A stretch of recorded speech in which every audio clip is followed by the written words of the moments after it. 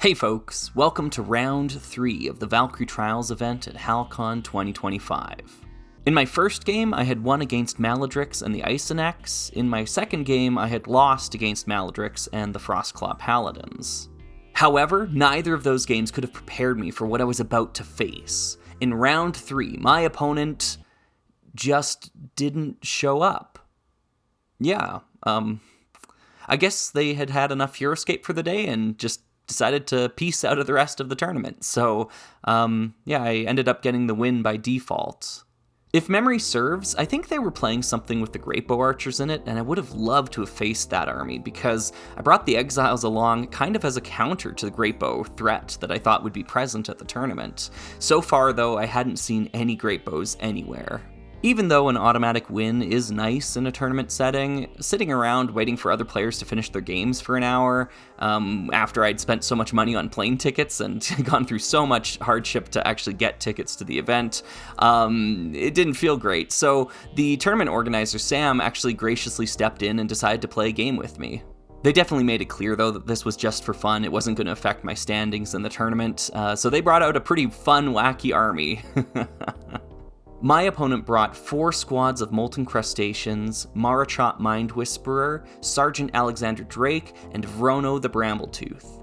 If the strategy isn't immediately obvious, I'll spell it out here. The idea is that you lead with the crabs and try to get some of them to turn into molten lava upon their death.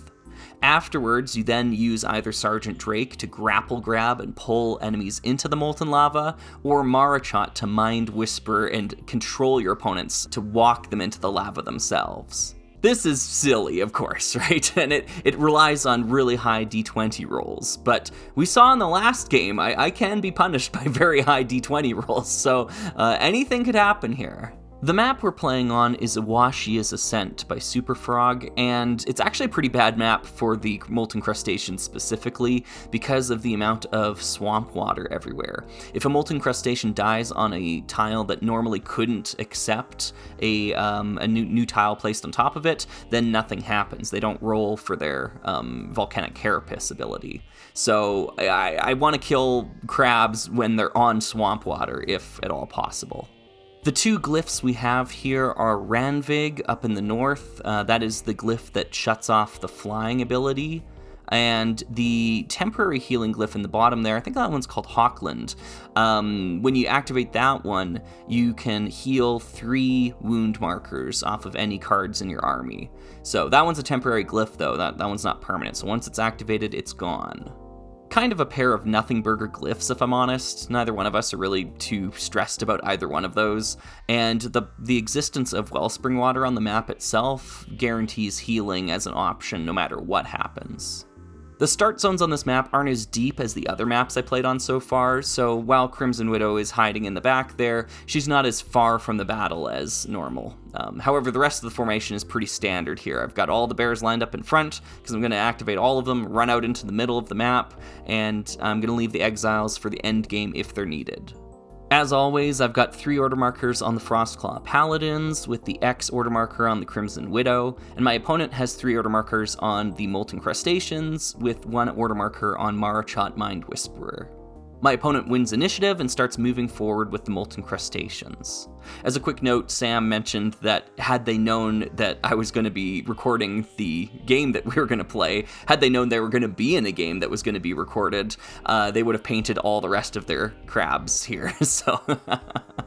But I do like the paint job on the ones that are finished. They look really toasty, cooked to a proper golden brown.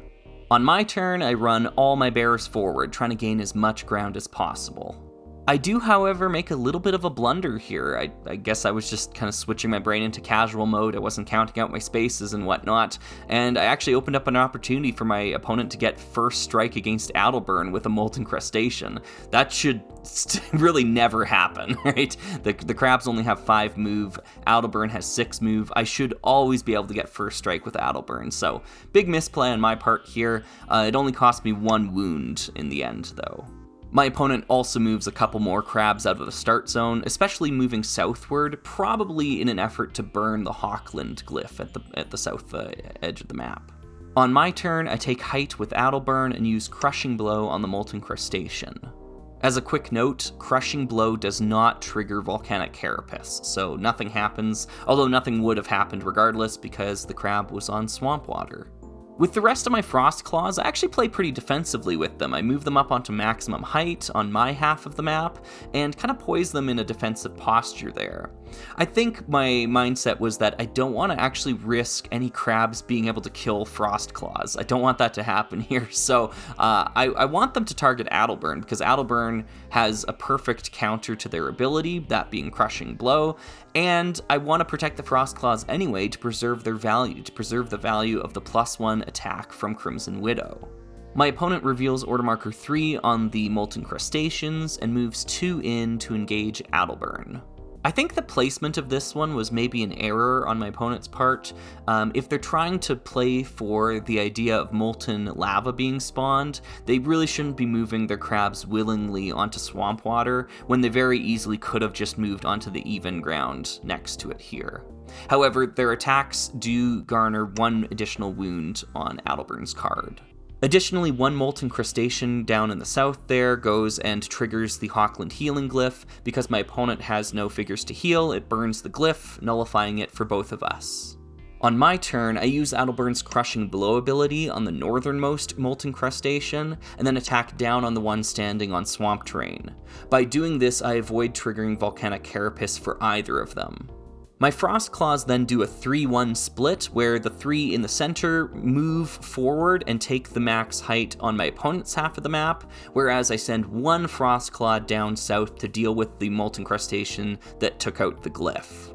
I think this was a pretty solid play. The Frost Claw in the south there is trying to use an opportunity to kill a Molten Crustacean standing on water, meaning that there will be no Volcanic Carapace trigger on that kill. The Frost Claws in the center there are now threatening my opponent's start zone, so I like this posture. It sets me up for a good round 2. Going into round 2, the order marker distribution is the same for both of us, and I win initiative, getting the initiative flip. This flip turns into an absolute bloodbath for my opponent. Adelburn runs down and uses Crushing Blow on another Molten Crustacean, and then has a heighted attack on Vrono the Brambletooth, killing him instantly. My Frost Claws then venture in and start making short work of the Molten Crustaceans, triggering a couple of lava fields to appear on the battlefield. This photo actually catches Sam pointing out the last Frostclaw Paladin down in the south there that I had forgotten to activate. Sam was letting me know that, hey, you still have this guy, you should use this one. And thank you so much for doing that. Like, for your opponent to go out of their way to help remind you of certain triggers and stuff like that, it's such good sportsmanship. I really appreciate that. I couldn't see this Frostclaw Paladin. It was hiding behind the 2 bushes there directly out of my line of sight, so I really appreciate that. The Frostclaw, of course, takes that heighted attack down, and it's brutal, so kills the Molten Crustacean. But, thanks for being a good sport about that, Sam. On my opponent's turn, the Molten Crustaceans come back for a vengeance. They're able to move up out of the start zone using some of that lava terrain that they'd actually created, and they take out one of my Frostclaw Paladins across 3 different attacks. Still, Adelburn is basically like a magic eraser when it comes to crabs here. So Adelburn comes in, uses Crushing Blow on one of the Molten Crustaceans, and then attacks the other one on even ground, and this results in a lava field tile being created. Kind of an interesting height pillar is created at the edge of the start zone now, and I hop a Frostclaw Paladin up onto it. My bears then get 3 successful attacks in, cleaning up the remaining Molten Crustaceans. However, one of them does trigger the thing that Sam was looking for, Molten Lava, and actually Molten Lava really close to Marachot and Sergeant Drake Alexander. Now, unfortunately for my opponent, Sergeant Drake isn't going to be all that threatening with the grapple grab because he cannot grab large figures, and all my bears are large. However, he is really threatening because he has 6 attack and the treasure glyph on his card there, and I was really scared of this being a kill blow sort of thing. Anytime Sergeant Drake attacks one of my Frostclaws, it's probably gonna die, and he can do a lot of damage to Adelburn too, so I was really scared of Sergeant Drake in this endgame. Additionally, his Thorian speed means that if it comes down to it, my exiles can't use Black Powder Shot against him, so I need to kind of wrap him up with the bears early on.